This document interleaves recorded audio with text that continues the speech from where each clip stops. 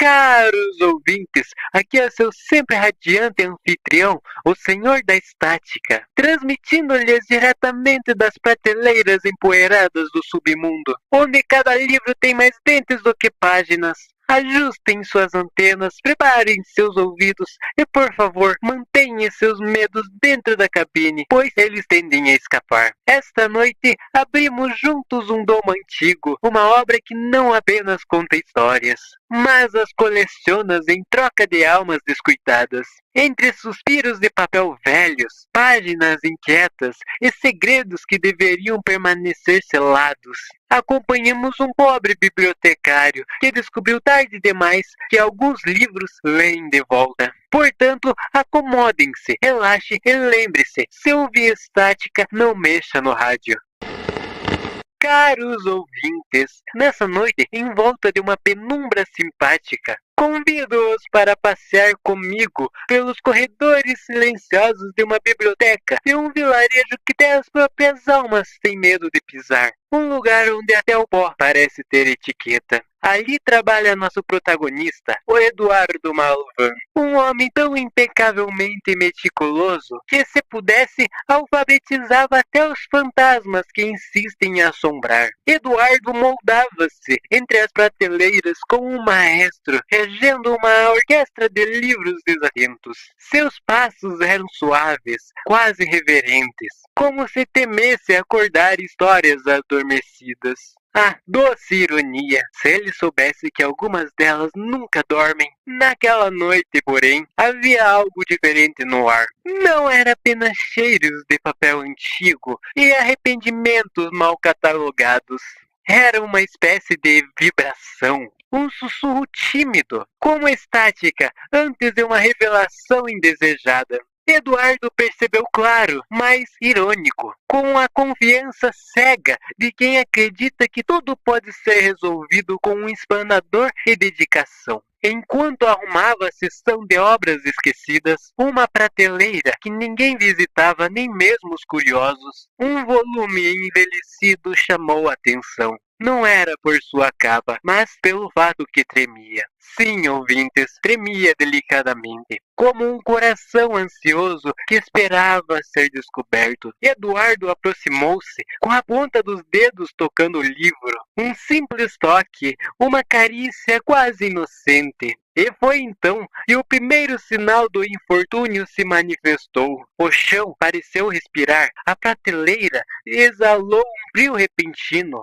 E o livro deslizou-se para fora como se estivesse se apresentando. Mal sabia nosso protagonista que, ao aceitá-lo nas mãos, tinha acabado de ajustar o próprio destino. Como quem gira o dial de um rádio antigo até ouvir a estática perfeita. Ah, meus caros ouvintes, avançamos agora para o domínio onde as curiosidades humanas tropeçam no inevitável. Pois, assim que Eduardo recolheu o livro trêmulo nas mãos, como quem aceita uma dança com um estranho mascarado, algo dentro da biblioteca se reorganizou em silêncio. As sombras se alongaram, as lâmpadas piscaram com a delicadeza de um último suspiro, e o ar ganhou o sabor metálico de expectativa. O livro abriu-se sozinho, com a sutileza de um predador revelando os dentes. Suas páginas, amareladas como a lembrança de quem tem sido esquecidas, começaram a se agitar, não pelo vento, mas por vontade própria. Letras se agitaram-se, contorcendo-se como pequenos insetos.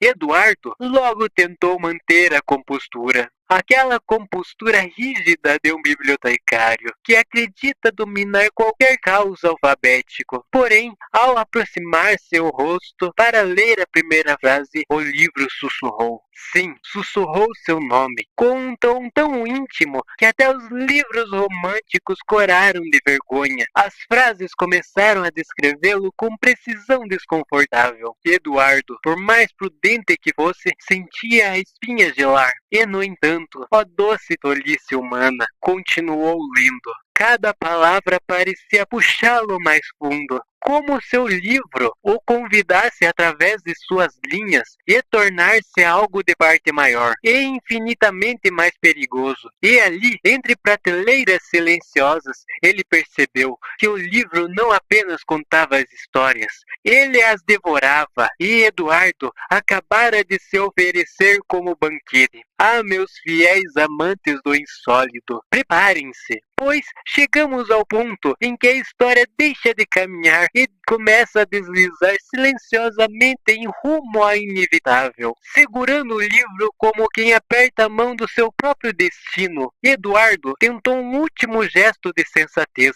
Fechou os olhos. Simples assim, um gesto cotidiano, banal, quase ofensivamente humano. Mas o livro não deu o trabalho de obedecer. Suas páginas continuaram abertas, vibrando como asas de um inseto prestes a engolir a luz. E então vibrou-se a última página, sozinha, deliberada, como se estivesse esperando apenas o momento certo para humilhar seu leitor. Ali, escrita com tinta escura que parecia absorver o ar ao redor, estava sua sentença final. Eduardo, tragado pelas histórias que ousou decifrar, o bibliotecário sentiu um puxão, não físico, mas algo mais profundo, como se o livro estivesse puxado sua própria existência pela costura. As letras escaparam das páginas e começaram a subir pelos seus braços, serpenteando sua pele como tatuagem viva. Cada palavra que o tocava fazia-o esquecer de um fragmento de si, uma memória, um modelo, uma habilidade, um sorriso. Era como ser apagado por poesia. E então, um movimento silencioso, tão silencioso quanto uma respiração contínua. Eduardo foi absorvido pelas páginas. Seu corpo desapareceu. Sua voz calou-se. E apenas um leve aroma de papel antigo permaneceu no ar. O tipo de cheiro que apenas surge quando uma alma encontra uma nova moradia entre capítulos. O livro, satisfeito, fechou-se enfim e voltou para a prateleira com a dignidade de quem acabou de concluir uma janta particularmente saborosa. Dizem que se alguém abrir novamente, encontrará um novo capítulo sobre um bibliotecário que confiou demais nas histórias que guardava. Mas quem teria coragem? Afinal, alguns livros não foram feitos para serem lidos, foram feitos para lerem você. E assim, meus caros ouvintes, mais uma transmissão chega ao seu crepúsculo. Agradeço pela doce companhia em meio às trevas, mas não se preocupe, o rádio jamais se cala por muito tempo. Até nossa próxima sintonia.